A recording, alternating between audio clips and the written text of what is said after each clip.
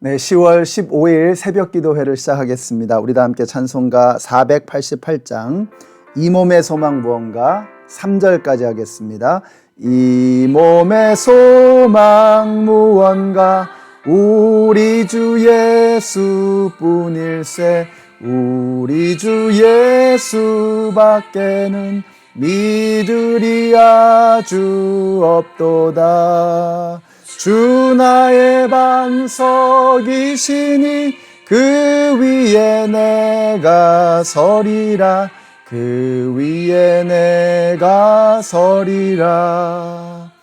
무섭게 바람 부는 밤 물결이 높이 설렐 때 우리 주 크신 은혜에 소망의 닻을 주리라. 주 나의 반석이시니 그 위에 내가 서리라 그 위에 내가 서리라.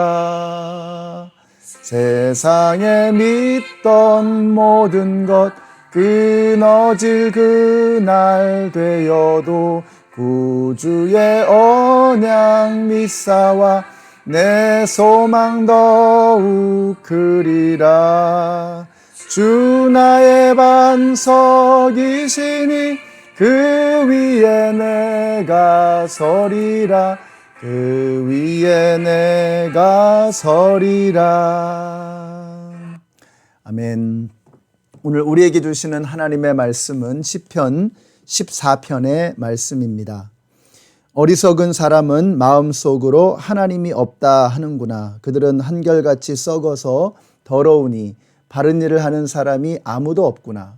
주님께서는 하늘에서 사람을 굽어 보시면서 지혜로운 사람이 있는지 하나님을 찾는 사람이 있는지를 살펴보신다.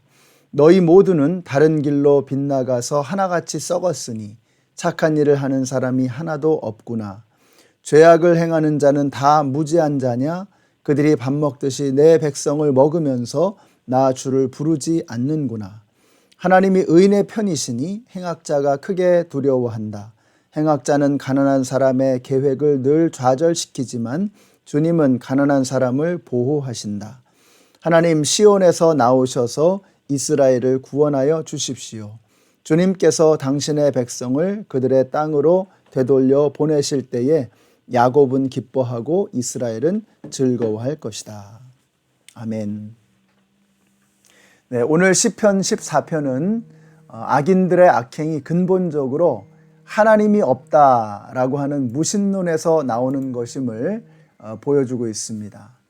1절에 보니까 어리석은 사람은 마음속으로 하나님이 없다 하는구나. 그들은 한결같이 썩어서 더러우니 바른 일을 하는 사람이 아무도 없구나. 이렇게 말씀하고 있습니다. 네, 하나님이 없다 하는 자들은 결국은 생각이나 생활이 썩을 수밖에 없고 행동도 바른 것을 행할 수가 없는 것입니다. 당연하죠. 하나님이 없다라고 생각하니까 그 하나님 아래에서 일어나는 그 모든 일들을 자신들이 스스로 결정하고 행하려고 하는 것입니다. 그러니까 그 속에 있는 악이, 죄악이 발현되어질 수밖에 없는 것이죠. 악인들이 만행을 저지르고 안하무인으로 행악을 멈추지 못하는 것은 두려운 게 없어서 그런 것입니다. 결국은 가만히 보면 자신이 하나님인 것입니다. 자기가 하나님이 되니까 하나님을 생각하지 않으니까 자기가 하나님이 될 수밖에 없는 것이고 자기 마음대로 하려고 하는 거죠. 그러니까 그 속에 있는 죄악이 그냥 가감없이 드러나는 것입니다. 그래서 부유한 사람, 권력을 가진 사람들은 돈으로 또 힘으로 자기 마음대로 할 수 있다고 생각합니다. 그러나 부유하고 힘이 있다고 해도 그 모든 것이 하나님으로부터 오는 것임을 아는 사람은 함부로 막 살 수 없습니다. 결국 하나님을 부인하는 사람은 둘 중에 하나입니다. 능력이 안 돼서 찌그러져서 살든지 능력이 되면 막 살든지 이런 거죠. 그러나 하나님을 인정하는 사람은 능력이 안 돼도 하나님을 의지하고 능력이 있어도 하나님 앞에서 겸손하게 됩니다. 우리 연합장로교회 성도님들이 마음속에 오늘 하나님께서 여러분과 함께 하시기를 바랍니다. 그러면 오늘 우리의 하루의 삶이 달라지게 될 것입니다. 내가 할 수 없는 일 앞에서도 비굴하지 않을 것입니다. 하나님을 의지하기 때문이죠. 내가 할 수 있는 일들 앞에서도 교만하지 않을 것입니다. 왜냐하면 그 모든 것이 하나님으로부터 오는 것임을 알기 때문인 것입니다. 그러므로 중요한 것은 그 마음에 하나님이 계시느냐. 오늘 이 말씀을 묵상하시는 우리 모든 성도님들의 하루 가운데 하나님께서 함께 하시기를 축복합니다. 그래서 2절에 나오는 말씀을 보니까 이렇게 말씀해요. 주님께서는 하늘에서 사람을 굽어보시면서 지혜로운 사람이 있는지 하나님을 찾는 사람이 있는지를 살펴보신다. 지혜로운 사람이 있는지 하나님을 찾는 사람이 있는지. 자, 이게 무슨 말이냐? 성경에서는 동일한 내용을 반복해서 표현하는 경우가 많이 있습니다. 바로 이런 경우죠. 지혜로운 사람이 하나님을 찾는다는 것입니다. 하나님을 찾는 사람이 지혜로운 사람이 되는 것이고 지혜로운 사람이 하나님을 찾는 것이죠. 그러니까 지혜로운 사람이 하나님을 찾고 하나님을 찾는 사람이 지혜로운 사람이 되니까 어떻게 해요? 지혜로운 사람은 점점 하나님을 찾을 것이고 하나님을 찾는 사람은 점점 지혜로워질 것입니다. 이런 일들이 일생의 반복이 되면 지혜로운 사람은 점점 지혜로워지는 것이고 하나님을 찾는 사람은 점점 하나님께로 가까이 나아가게 되는 것이죠. 이게 바로 인생의 선순환이 이루어지는 것입니다. 계속해서 믿음이 성장하고 좋은 일들이 일어나는 그러한 인생이 되는 것이죠. 반면에 미련한 사람은 하나님을 거부하고 하나님을 등지고 거부하는 사람은 점점 미련한 사람이 되는 거예요. 그러니까 시간이 갈수록 미련한 사람은 점점 미련해지고 하나님을 거부하는 사람은 점점 하나님으로부터 멀어져 가게 되는 것이죠. 이게 인생의 악순환인 것입니다.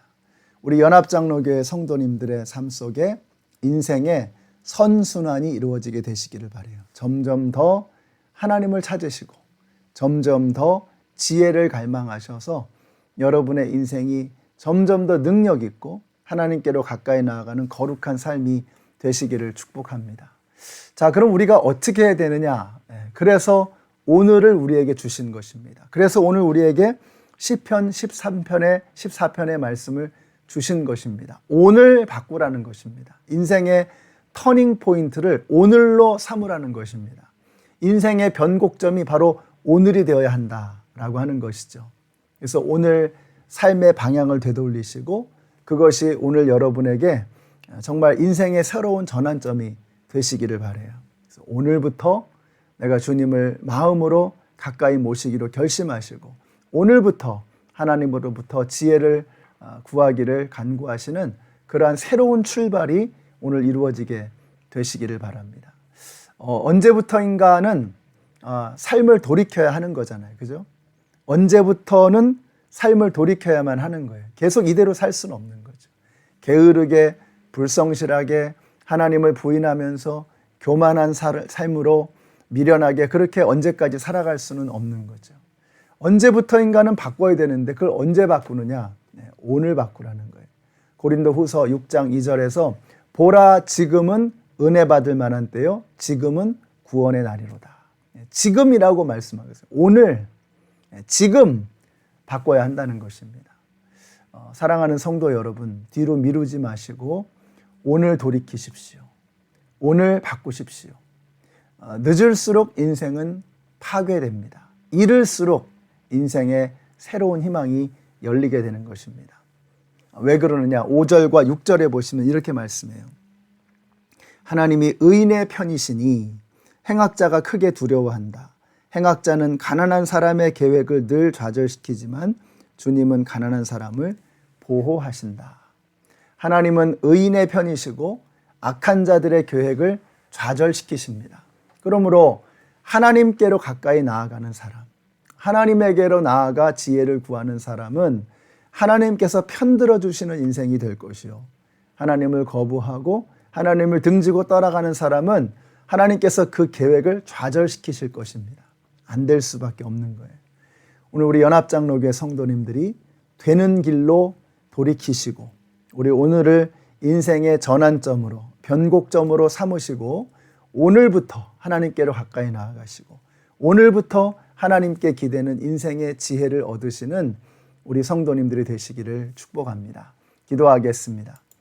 하나님 감사합니다. 오늘 저희들에게 시편 14편의 말씀을 통해서 하나님을 구하는 것이 지혜이고 하나님의 편에 설 때에 우리의 인생이 잘 될 수밖에 없음을 깨닫게 해주셔서 감사합니다. 점점 더 하나님께로 가까이 나아가는 지혜로운 삶이 되게 하시고 하나님께서 편들어 주시는 하나님께서 도와주시는 삶을 시작하는 오늘 하루가 되게 하여 주시옵소서.